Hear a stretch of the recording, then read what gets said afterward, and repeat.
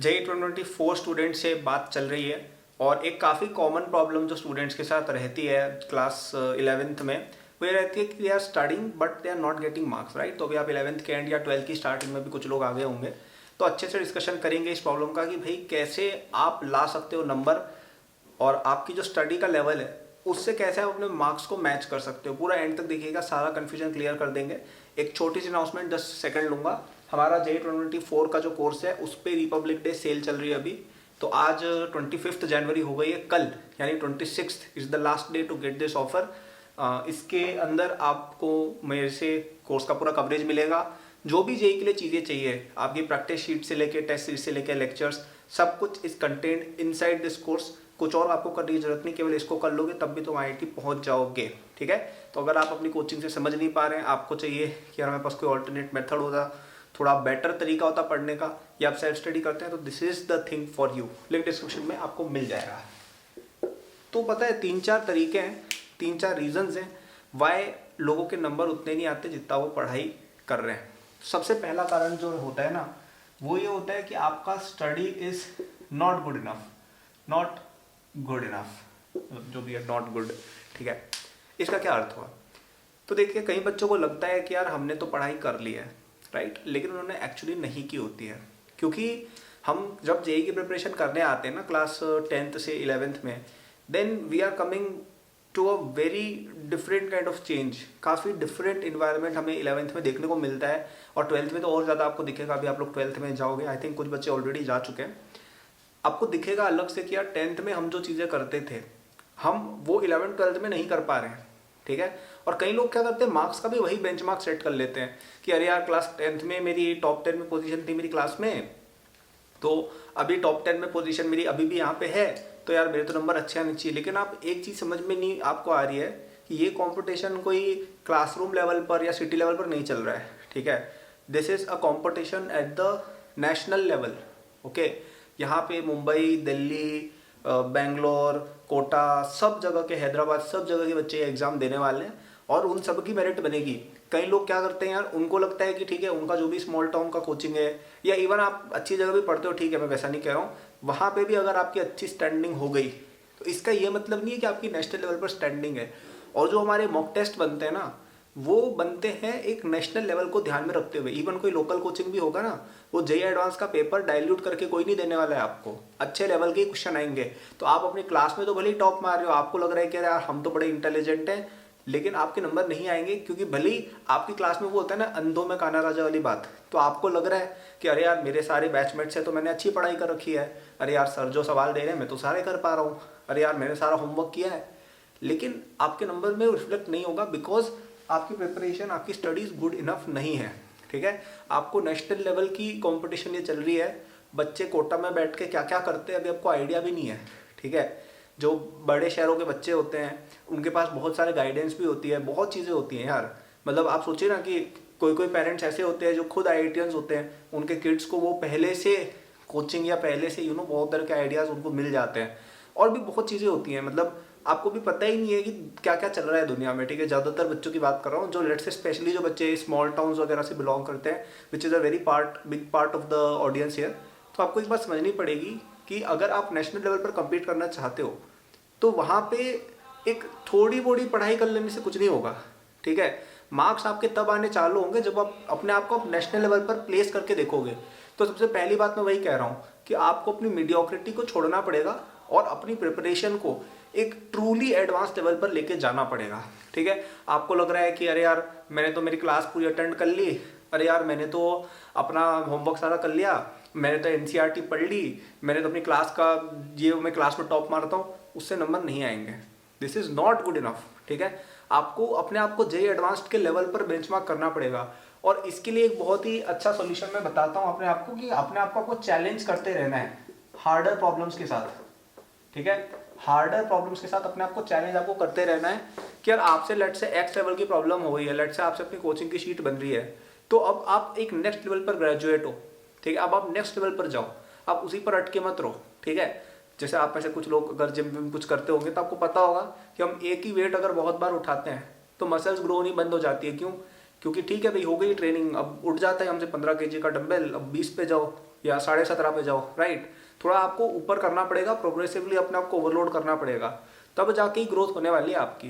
तो same concept आपका इसमें भी रहता है पढ़ाई में, कि आप अगर एक ही लेवल की चीज़ बार बार कर रहे हो, स्कूल वाले बच्चे अच्छा क्यों नहीं कर पाते एग्जाम में, क्योंकि वो क्या है, उनको लगता है कि अरे यार हमने तो क्लास 10 टॉप मारी है, क्लास 10 कैसे टॉप मारती है, वही एनसीईआरटी ले लेके 500 बार उसको याद करते रहो, या जो भी आपकी गाइड बुक है उसको लेकर याद करते रहो। वो जेई में काम नहीं करता है। जेई में आपको एक बार चीज समझ में आ गई, ठीक है, revision is a different thing, मैं वो नहीं कह रहा हूँ, लेकिन आपको थोड़े से डिफिकल्ट क्वेश्चन फिर करने चालू करने पड़ेंगे, वरना जेई मेन पर ही अटक के रह जाओगे, राइट।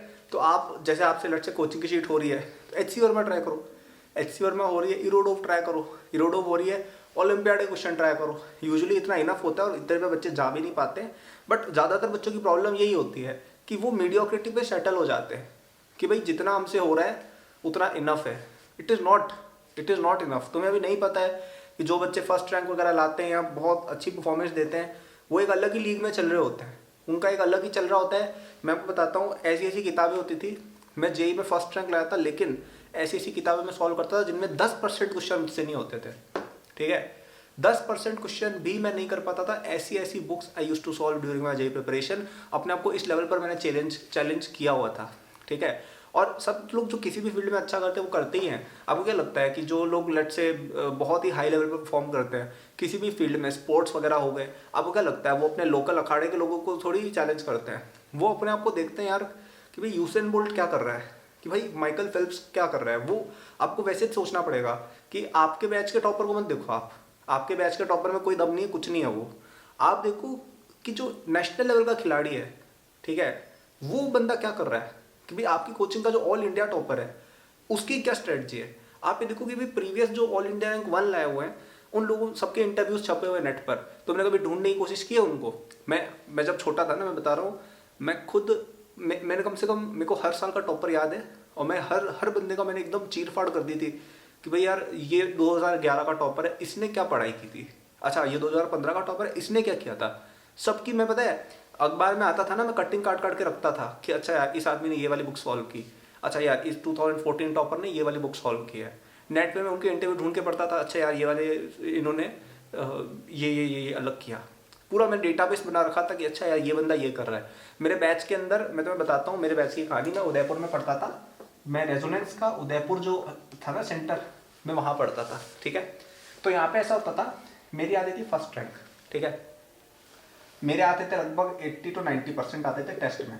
तुम किसी भी टीचर से जाके पूछ लेना, मेरे 4-5-6 टीचर्स है, नाम भी बता देता हूँ, क्योंकि कई लोग बोलते रहते हैं मुझे कि अरे यार आपके है ना कुछ टीचर्स है वो आपको याद करते हैं, और कुछ लोग तो ऐसे टीचर्स हैं जिनसे मैं पढ़ा ही नहीं कभी।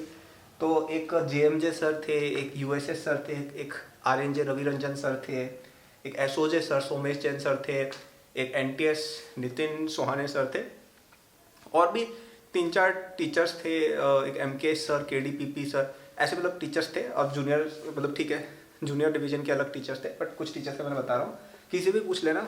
मेरे बैच में मेरी 80 to 90% स्कोर यूजली रहती थी, और जो बच्चा सेकंड आता था उसके आते थे 60 to 70%, ठीक है। कभी कभी एक आध बार रोटेट फेयर हुए थे, जैसे हमारा जेई का जो फर्स्ट टेस्ट था उसमें जो सेकंड रैंक का था वो फर्स्ट रैंक ले आया था, उसके बाद से मैं टॉप पे ही रहा था, तो यूजुअली ये रहता था, ठीक है। अब ऐसे देखने में तो मैं सोचूं कि भाई मैं 90% के लिए क्यों फाइट कर रहा हूँ, मेरे बैच में तो भाई 70% पे भी टॉप आ जाती है, बट मैंने फाइट मारा क्यों? क्योंकि अपन को बैच टॉप नहीं करना था, हमको इंडिया टॉप करना था, राइट। तो उस हिसाब से अपने एम भी किया, अपने आपको चैलेंज भी किया। अब मैं आपको एक और बताता हूँ, ये तो थी 11th-12th की बात। जब मैं 9th-10th में था ना, तो मेरे बैच में 2 गर्ल्स और थी जिनमें और मेरे में कॉम्पिटिशन चलता था, मतलब वो मेरे से एक्चुअली ज़्यादा भी लाती थी कई बार, 9th-10th की बात कर रहा हूँ, राइट। तो उससे मैं काफ़ी चैलेंज अपने आप अपने घर में ही रहता था, बट वो दोनों पता नहीं कोटा शायद आई थिंक चली गई थी 11th-12th में, या कुछ तो हुआ था, they were no longer with the batch. तो यहाँ पे फिर ऐसी सिचुएशन आ गई थी कि यहाँ पे बस चैलेंज, तो अपने आप को मैं पुश ज़्यादा करता था। लेकिन 11th-12th में आके थोड़ा सा मैं कॉम्प्लेसेंट हो गया था, बिकॉज यहाँ पे कंपटीशन नहीं रहा था। जो सेकंड रैंकर वाला बच्चा था ही वॉज वेरी गुड, ठीक है, आई थिंक उसकी भी 500 पे रैंक आई थी, and he is doing very good in his career also right now. But एक था ना यार कि मतलब उससे मैं हर बार ही ऑलमोस्ट 10%, 20%, 25% ज़्यादा लाता था, तो थोड़ा सा कॉम्प्लेसेंसी आ गई थी 11th की स्टार्टिंग में। बट धीरे धीरे यार हमने देखना शुरू किया कि यार हम इंटरनेशनल लेवल पर अपने आप को जज करते हैं कि जो बच्चे ओलंपियाड्स में जीतते हैं उनकी क्या प्रिपरेशन लेवल है, जो पिछले साल के AIR 1 रह चुके हैं, AIR 10 रह चुके हैं, उनकी क्या प्रिपरेशन है। क्योंकि आप अपने शहर में अपने बैच में कम्पीट करोगे ना, उसका कोई सेंस ही नहीं है। That is not good enough. जो मैं आपको कई कई बार कहना चाह रहा हूँ कि अपने बैच में ये सब करने से कुछ नहीं होना है, ठीक है।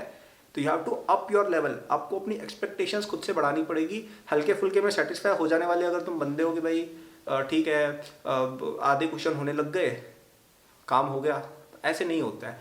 एक और चीज़ मैंने देखी है बच्चों की, मैं बताता हूँ 2 मिनट डिलीट करके मटेरियल।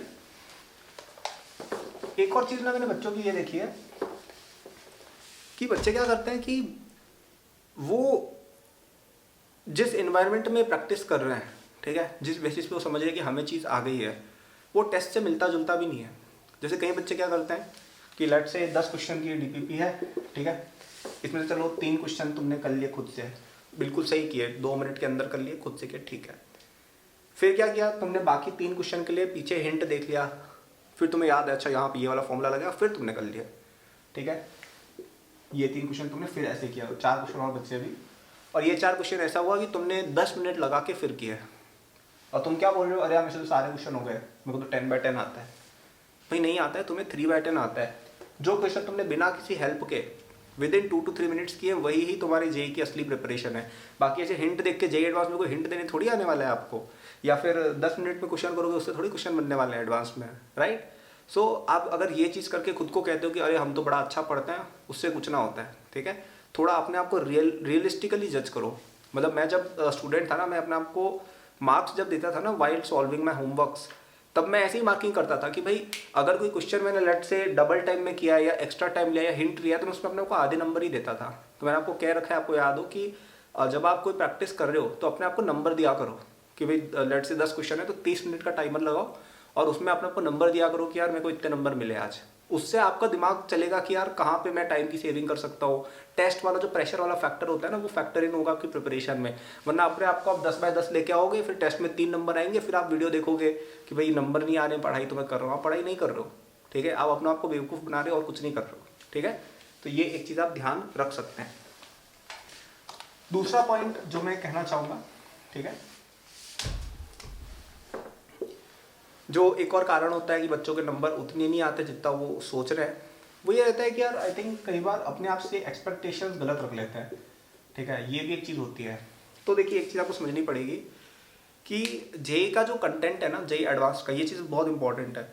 आप किसी और कंट्री में चले जाओ, आप अमेरिका चले जाओ, जर्मनी चले जाओ, ऑस्ट्रेलिया चले जाओ, वहाँ पे एजुकेशन की कोई लेवल ही नहीं है, ठीक है। वो इंडिया वाले अब यहाँ पे बोलने आ जाएंगे और MIT बेस्ट इंस्टीट्यूट, भाई कुछ नहीं है, भाई कुछ नहीं है, सही में कुछ नहीं है। वहाँ के मेरे फ्रेंड्स बताते हैं कि भाई वहाँ पे इंडियन लोग ही टॉप करते हैं हर बार, क्योंकि भाई अमेरिका वाले लोगों को कुछ आता ही नहीं है, क्योंकि वहाँ पे कुछ करिकुलम ही नहीं चल रही है।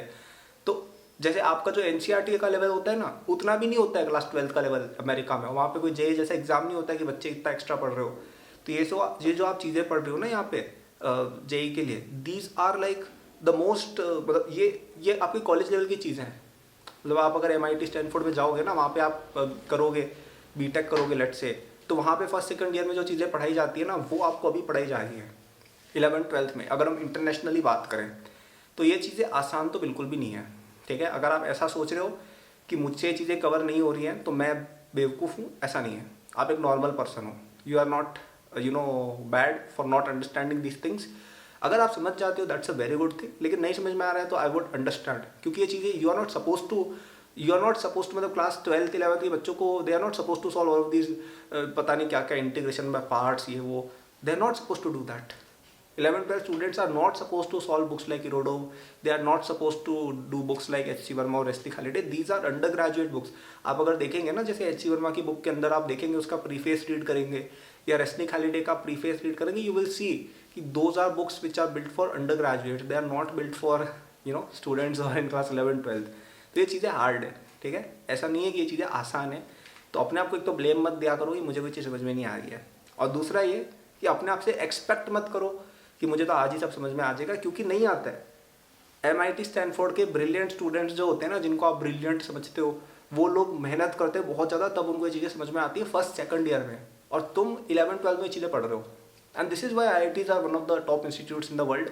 रैंकिंग पे मत जाओ यार, ठीक है, रैंकिंग बेस्ट वाले देते हैं, वो इंडिया को कभी रैंकिंग अच्छी नहीं देने वाले हैं, ठीक है। इस सब में मत पढ़ो। लेकिन जो इंडिया वर्ल्ड के ब्राइटेस्ट माइंड्स होते हैं, आप किसी भी फील्ड में देख लो, किसी भी फील्ड में आप देख लो, वो इंडियंस ही होते हैं, क्योंकि हमारी ट्रेनिंग इतनी खतरनाक है बचपन से।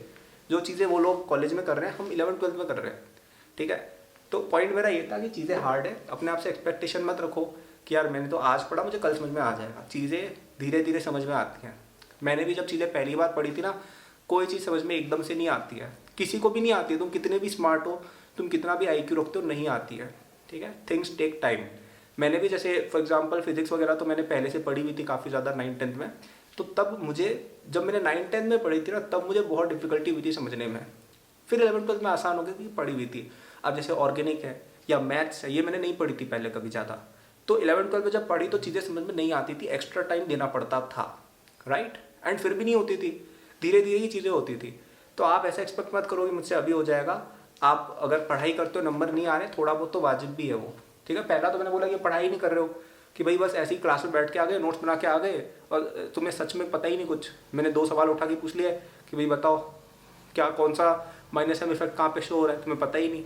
तो यार अब एक तो वो बात होगी पढ़ाई नहीं है, बट अगर पढ़ा है, समझने में कई बार देर लगती है, तो गिव योरसेल्फ सम टाइम। इसलिए मैं कहता हूँ कि यार 11th की एकदम परफॉर्मेंस को जज नहीं करना चाहिए। कई सारे लोग होते हैं जो 12th में एकदम से छलांग मारते हैं। जैसे मेरा जो सीनियर बैच था ना मेरी कोचिंग में उदयपुर में, तो वहाँ पे एक थे मेरे सीनियर जो आई थिंक अब IIT बॉम्बे इलेक्ट्रिकल से ग्रेजुएट है। तो उनका 11th में ओके परफॉर्मेंस था, ठीक है, लेकिन 12th में वो ऑल इंडिया में कोचिंग में टॉप 5 रैंक लाने लग गए। तब रेजोनेंस बहुत बड़ा कोचिंग हुआ करता था, इंडिया का बिगेस्ट कोचिंग था तब। तो तब ऑल इंडिया में भी मतलब 20-25 हज़ार बच्चे होते थे तब बैच में, तो उस बैच में वो टॉप 5 रैंक लाते थे, ठीक है। तो काफ़ी मतलब सही परफॉर्मेंस है। हालांकि जेई के दिन फिर उनकी रैंक किसी और सेकंड आई थी, मतलब उदयपुर में, बट ही वाज, मतलब उन्होंने एकदम 12th में अपना लेवल रेस किया था काफ़ी। क्यों? क्योंकि वही है, 11th में चीज़ें धीरे धीरे समझ आती है, 12th में बच्चे समझ जाते हैं ना चीज़ें, फिर नंबर आने असली में चालू होते हैं और फिर आपको मैजिक दिखता है। तो अभी ऐसे गिव अप मत करो। मैं कई बार बच्चों को कहता हूँ ना कि यार IIT में उस बच्चे का सिलेक्शन हो जाएगा जो लास्ट तक टिका रहेगा। So this is what I mean, कि आप अगर लास्ट तक टिके रह गए ना, आपका सिलेक्शन हो जाएगा। बिकॉज बच्चे गिव अप मार देते हो, और आप अगर लास्ट तक टिके हो तो आपको धीरे धीरे चीज़ें क्लियर होती है ना। जो चीज़ अभी 11th में आपको हार्ड लग रही है, 12th में आसान लगेगी। बहुत सिंपल एग्जाम्पल देता हूँ, जैसे क्वाड्रेटिक एंड सीक्वेंस सीरीज, ये आपके मैथ्स के पहले चैप्टर्स थे, one of the first chapters. आपको लगा होगा भाई यार ये क्या ही आ गया, लेकिन 12th के बच्चे कहते हैं कि ये स्कोरिंग सब्जेक्ट है, ठीक है। सबसे स्कोरिंग सब्जेक्ट सीक्वेंस सीरीज और क्वाड्रेटिक होता है, ओके। अभी आप सोच रहे होंगे यार ये क्या बोल रहे हैं, लेकिन आप 12th में जाओ ना एक बार, आप 6 महीने रुको, 6 महीने बाद आप खुद बोलोगे कि अरे यार ये सीक्वेंस सीरीज तो आसान ही था, हम पता नहीं क्यों इसे हार्ड समझ रहे थे। थोड़ा सा टाइम देना पड़ेगा, थोड़ी एक्सपेक्टेशंस लोअर करो, है ना। और अभी आपका कौन सा जेई 2 महीने बाद है। अब कोई भाई 2023 वाला बच्चा बोले तो I can still understand, right, because there exam is just round the corner. But यार आपका तो ऐसा नहीं है ना, आपके पास तो टाइम ही टाइम है, राइट। तो एक्सपेक्टेशंस थोड़ी सी लोअर आप अपनी करें, है ना। तीसरा आई वुड से कि आपका जो स्टडी का पैटर्न है, ठीक है, वो शायद गड़बड़ हो सकता है कि वो आप सही से नहीं कर रहे हो। ये भी काफ़ी कारण होता है कि यार ठीक है आप पढ़ाई कर रहे हो अच्छे से, मेहनत पूरी दे रहे हो अपनी, है ना। एक तो है कि भाई कई बच्चे क्या समझते हैं कि हम दिन के 2-3 घंटे पढ़ लेंगे हमारा जेई हो जाएगा। भाई नहीं होना है, नहीं होना है। बच्चे बहुत ज़्यादा पढ़ते हैं यार जेई के लिए, भी तुम लोगों को पता ही नहीं है, ठीक है। बच्चे 9th-10th के अंदर 8-8, 6-6, 7-7 घंटे पढ़ते हैं, ठीक है। तो बच्चे पढ़ते हैं, अगर तुम पढ़ नहीं रहे हो तो सिलेक्शन होगी नहीं। दूसरा अनरियलिस्टिक एक्सपेक्टेशन, ठीक है, तो तुमने पढ़ाई भी कर ली, तुमने एक्सपेक्टेशंस भी लोअर रखी कि भाई ठीक है टाइम दे रहे हैं अच्छे से, इत्मीनान से चल रहे हैं, और इत्मीनान से चल भी है चलो, फिर भी नंबर नहीं आ रहे। इसका एक कारण हो सकता है आपका स्टडी का pattern is not right. What does this mean? Study का पैटर्न इज नॉट राइट का अर्थ ये हुआ कि जैसे देखो जेई की तैयारी जो है ना, वो एक सर्टेन तरीके से होती है। सर्टेन तरीका क्या है कि आप कोचिंग में जा रहे हो, ठीक है, थोड़ा सा मे बी पहले से, जैसे आपको पता है कि सर आज ये चीज़ डिस्कस करने वाले हैं, तो आप थोड़ा सा कोचिंग की शीट आपने देख ली कि भाई क्या क्या सर पढ़ाएंगे आज, right. And then you go to the class, you listen to your teacher, you take notes of the content, right, and then you go home, आप उसको पढ़ते हैं वापस से, आप क्वेश्चंस प्रैक्टिस करते हैं जो आपको होमवर्क में मिले हैं, ठीक है। आपको टाइम और मिल रहा है, और जो क्वेश्चंस नहीं हो रहे हैं उनको वापस से ट्राई किया, फिर भी नहीं हुए तो नोट्स देखने की कोशिश की भाई क्या कर सकते हैं, फिर भी नहीं हुआ तो अगले दिन जाके डाउट में पूछा। अच्छा घर पे और टाइम मिल रहा है तो पुराने टॉपिक्स को हमने खोल के रिवाइज़ किया, हमने स्टार मार्क बना रखे हैं जो अच्छे क्वेश्चन हैं उनको ही बैठ के रिवाइज़ किया। क्या ये प्रोसेस आप फॉलो कर रहे हैं, ठीक है। अच्छा इसके बाद टेस्ट की तैयारी और आती है, जैसे कोई टेस्ट आने वाला है उसमें आपको पता है कि ये टॉपिक्स आने वाले हैं, इन टॉपिक्स का हमने प्रॉपर रिविजन 1 हफ्ते पहले ही चालू कर दिया, राइट। नोट्स पढ़े, स्टार वाले क्वेश्चन जो हमने मार्क किए हुए थे याद है, उनको हमने सॉल्व किया, राइट। ये चीज़ें क्या आप कर रहे हैं सारी की सारी, एक एक स्टेप। कई बच्चे नहीं करते, इनमें से कोई एक स्टेप हो सकता है आप मिस कर रहे हो, वो स्टेप सही करो पहली बात, ठीक है। कई बच्चे ऐसे रैंडम 10th जैसी आदतें डाल के पढ़ाई कर रहे हैं कि ठीक है समझ में आया तो सुन ली क्लास, वरना पीछे बैठ के वो पेन फाइट खेल रहे हो, थम्स क्या होता है वो, ऐसे वो थम फाइट वो कर रहे हो। तो भाई ऐसे नहीं होती यार जेई प्रिपरेशन। लाखों बच्चे बैठे हैं, ये कोई तुम्हारी बोर्ड एग्जाम नहीं है जहाँ पे सबको पास करने के टारगेट रखे हुए हैं कि यार इतना तो स्कूल का रिजल्ट आना चाहिए, नंबर दे दो इन बच्चों को, या कोई सिंपल से सवाल आ रहे हैं, या सीबीएसई वालों ने बोल दिया, प्राइम एजुकेशन मिनिस्टर ने बोला कि इस बार पेपर बहुत हार्ड था, एक्स्ट्रा नंबर मिलेंगे सबको। ऐसा नहीं होता है यार, this is a competition, this is not a necessity. ये आपकी लाइफ का पहला कॉम्पिटिशन है, इस चीज़ को समझो। आपकी पूरी लाइफ में कॉम्पिटिशन होने वाली है आगे, हर एरिया में, हर एरिया में। आप स्पोर्ट्स में जाओगे, स्पोर्ट्स में कॉम्पिटिशन है। आप बिजनेस में जाओगे, बिजनेस में कॉम्पिटिशन है। आप जॉब में जाओगे, जॉब में प्रमोशन का, अच्छी जॉब पाने का कॉम्पिटिशन है। आप रिसर्च में जाओगे, वहाँ पे भी बहुत ब्यूरोक्रेसी चलती है कि भाई who wants to be the head of the department, किसकी रिसर्च बेटर है, जो प्रमोट होगा, जो जिसको अवार्ड्स मिलेंगे, जिसको ग्रांट मिलेगा, जिसको अपनी लैब विकास करने का फंड मिलेगा। बहुत चीज़ें हैं हर एरिया में, ठीक है, हर एरिया में है। अभी तक आप कोई कंपटीशन नहीं कर रहे थे बिकॉज ये बोर्ड एग्जाम कुछ नहीं होता है। बोर्ड एग्जाम कुछ नहीं है भाई, बोर्ड एग्जाम इज लाइक भाई, इट्स लाइक नरेगा एक तरह से कि भाई सबको मिलना है कुछ ना कुछ, कोई it's not a big deal. हाँ ठीक है, कुछ बच्चे फेल होते हैं, कुछ बच्चे मेरिट लाते हैं, बट वो मेरिट लाने का कोई एडवांटेज नहीं है, और वो फेल होना is not a frequent event, ठीक है। मतलब अगर तुम 10th 12th में फेल हो रहे हो तो भाई तुम्हारा तो कुछ हो ही नहीं सकता है। बट पॉइंट इज कि लाइफ में आगे बहुत कॉम्पिटिशन है, और it is everything life is all about, right. वही होना है आगे। और आप पहली बार किसी कॉम्पिटिटिव फील्ड में जाने वाले हो, अभी तक जो था वो कंपटीशन नहीं था, भूल जाओ। इवन ये जो छोटे मोटे एग्जाम तुमने दिए थे ना, या एनटीएससी पेंटीएससी, ये भी कोई कंपटीशन नहीं था। कंपटीशन होता है भाई जहाँ पे लाखों बच्चे, लाखों लोग कॉम्पीट कर रहे हैं। जैसे बिजनेस है, बिजनेस में आपको क्या लगता है, ये टीवी में बताते हैं कि ऐसे सूट पहन के जाओ, कार में जा रहे हैं, खुल रही है कार, शॉफर खोल रहा है कार, फिर बड़ी सी बिल्डिंग है उसमें जा रहे हैं, उसमें लैपटॉप पे कुछ भी बोल दिया, ऐसे कॉल कर दिया, ये वाला डिसीजन ले लो, ऐसे नहीं चलता है बिजनेस। काफ़ी मेहनत इन्वॉल्व होती है, ठीक है। ये जो आपको टीवी में बताते हैं फालतू है ये सब, राइट। बहुत कंपटीशन होता है, काफ़ी सोचना वगैरह पड़ता है, ठीक है। जैसे आप देखते हो कि टीवी में बताते हैं कि बिलियनर तो एकदम भाई एकदम फिट सा बंदा है, लेकिन असली में क्या होता है, काफ़ी थका हुआ लगता है, वो काफ़ी मोटा सा होता है, उसके पास अपनी हेल्थ का ध्यान रखने का टाइम नहीं है। क्यों? क्योंकि वो ये सब करेगा तो वो काम ही नहीं कर पाएगा ना अपने धंधे पर, और कंपटीशन आगे निकल जाएगा। आप कभी भी देखिएगा जेई एस्पिरेंट जो होते हैं, वो जब रिजल्ट आता है तब काफ़ी थके हुए दिखते हैं, क्योंकि भाई उसने मेहनत की है। वो तुम्हें क्या लग रहा है कि वो ऐसे ही फर्स्ट आ गया? मेहनत की है उसने। कई लोग बोलते हैं कि भाई यार ये वेल मेंटेन क्यों नहीं है, भाई क्योंकि वो वेल मेंटेन रहता तो फर्स्ट रैंक नहीं ला पाता वो बंदा, राइट। तो लोग मेहनत डाल रहे हैं और कंपटीशन है, और पहली बार आप किसी कंपटीशन में उतर रहे हो, तो आप ऐसे मीडियोकर एफर्ट से नहीं कर सकते किसी भी कंपटीशन में सक्सीड। कोई सा भी कंपटीशन हो लाइफ का, कोई भी कंपटीशन हो, आप सक्सीड नहीं कर सकते हो with mediocrity. You will have to up your game. आप ऐसे बैठ के ऐसे ही पैसिवली क्लियर नहीं कर सकते उस एग्जाम को, ठीक है। और मैं पिछली कई वीडियोस में ये मैसेज डिलीवर करने की कोशिश कर रहा हूँ that this is not an exam which you can clear in a passive वे, कि बस ऐसे ही बैठे हैं, ज़िंदगी गुजर रही है, हो जाएगा, शायद ना हो। नहीं होना है, नहीं होना है। और गलती से हो भी गया तो तुम अपने पोटेंशियल को वेस्ट कर रहे हो, क्योंकि अगर तुमने लेस एफर्ट के साथ जेई निकाल ली, यानी तुम बहुत टैलेंटेड बनते हो, तो तुम अगर एफर्ट डालने लगे तो तुम तो पता नहीं क्या क्या फोड़ सकते हो। Talent without action is nothing, ठीक है। एक्शन विदाउट टैलेंट फिर भी चल जाता है कि भाई तुम टैलेंटेड नहीं हो but you are keeping on working, that is still okay. लेकिन अगर तुम्हारे पास टैलेंट है तुम उसका यूज़ नहीं कर रहे हो, it is stupid. So please please please please अपने स्टडी पैटर्न को थोड़ा अच्छा करो। जो मैंने आपको बातें बताई कि ये होना चाहिए एक स्टूडेंट की लाइफ में, सारी चीज़ें आपको करने की कोशिश करनी है, सारी चीज़ों पर आपको ध्यान देना है। एक एक स्टेप जेई प्रिपरेशन का ट्रैक होना चाहिए कि यहाँ पर कमी है, यहाँ पे इम्प्रूवमेंट हो सकता है, और इस दिन इम्प्रूवमेंट करेंगे और इम्प्रूवमेंट हो गया, और उस इम्प्रूवमेंट से नंबर बढ़े या नहीं बढ़े, हर एक चीज़ ट्रैक करो कि मेरे नंबर में, टेस्ट में नंबर कम है, क्यों कम है, लिखो ना भाई क्यों कम है। तुम एक तो बस बोल रहे हो कि मेरा नंबर कम है, क्यों कम है, पेपर एनालाइज किया तुमने, देखोगे कितने क्वेश्चन तुमने सही किए, अच्छा अच्छी बात है। अच्छा कौन से क्वेश्चन गलत किए, गलत क्यों किए, क्या तुमने कैलकुलेशन गलत की थी, सिली मिस्टेक थी, या तुम्हें आता ही नहीं था, तुम कुछ भी गड़बड़ करके आ गए। गड़बड़ करके आ गए तो सही करो उसको, सही चीज़ क्या है पता करो और उसको इम्प्लीमेंट करना अगले टेस्ट पे। अच्छा कई सारे क्वेश्चन छूट गए, क्यों छूट गए, तुम्हें आते नहीं थे, कॉन्सेप्ट नहीं आते थे तुम्हें, तो तुम तो कह रहे हो कि मैंने तो पढ़ाई की लेकिन मेरे नंबर नहीं आ रहे। बट पढ़ाई की होती तो क्वेश्चन क्यों छूटते, पढ़ाई नहीं की है ना, यानी तुम्हारी स्टडी गुड इनफ नहीं है, तो देखो वो क्वेश्चन क्यों नहीं हुए आपसे, है ना। इस तरह से एनालिटिकली चलना है, एक एक क्वेश्चन पे आपकी पकड़ होनी चाहिए कि ये वाला क्वेश्चन नहीं हुआ, क्यों नहीं हुआ, अच्छा ये वाला क्वेश्चन हो गया, क्यों हो गया, ठीक है, क्या आपने पढ़ा था उसको या तुक्के से हो गया।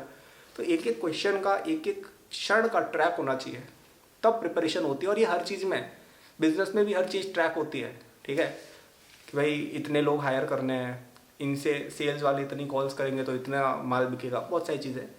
तो इस तरह की ट्रैकिंग एनालिटिकली डिटेल में जब आप चलेंगे तब आपकी प्रॉब्लम सॉल्व होगी। कौन सी, पढ़ाई कर रहे हैं बट नंबर नहीं आ रहे हैं, फिर नंबर आएंगे, पढ़ाई करोगे तब भी नंबर आएंगे, और पढ़ाई नहीं करोगे तब भी नंबर आएंगे, क्योंकि इतना नॉलेज हो चुका है कि अब ज़रूरत ही नहीं है, ठीक है, लेकिन पढ़ाई करनी है।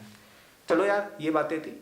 एक लास्ट में पूछना चाहूँगा, कौन कौन बच्चा अभी तक वीडियो देख रहा है कमेंट करके बताओ। कोई वर्ड बनाते हैं आज का, क्या वर्ड बनाए यार आज का, चलो गिटार, ठीक है, मेरा गिटार वहाँ पड़ा हुआ है, बहुत दिन से टच नहीं किया है, सोच रहा हूँ बजाते हैं आज, ठीक है। तो कमेंट करना गिटार, गिटार क्या लिखा, मैंने आज तक अभी तक वीडियो देखी है, ठीक है, तो वो हमारा क्लब होगा कि भाई हम अभी तक वीडियो देख रहे हैं।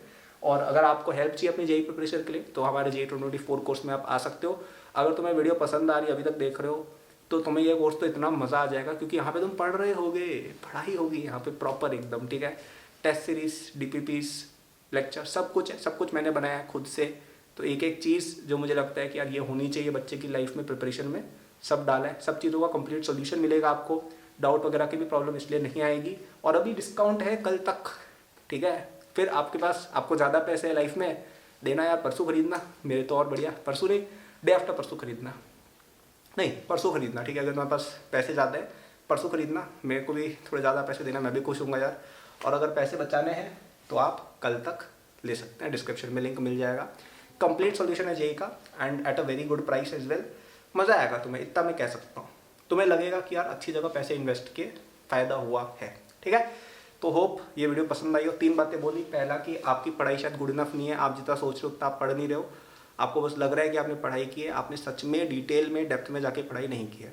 दूसरा कि आपने अपने आप से बहुत ज़्यादा एक्सपेक्टेशन सेट की हुई है, आपको लग रहा है कि मैं कल ही AIR बन ले आऊँगा, ऐसा नहीं होता है, चीज़ें एफर्ट मांगती है, टाइम मांगती हैं। एंड थर्ड, आपका स्टडी का पैटर्न गलत है यार, तुम ऐसे ही कहीं भी लेट के सोफे पर बैठ के पढ़ रहे हो, क्लास में जाके मस्तियाँ मार रहे हो, ऐसे नहीं होता है यार। पैटर्न सही करो, एक प्रॉपर रूटीन बनाओ, और जो मैंने स्टेप्स बताए हैं उनको फॉलो करो, ठीक है। सो यार, thanks for watching, good luck, all the best यार, अब जाके पढ़ो, है ना, बाय।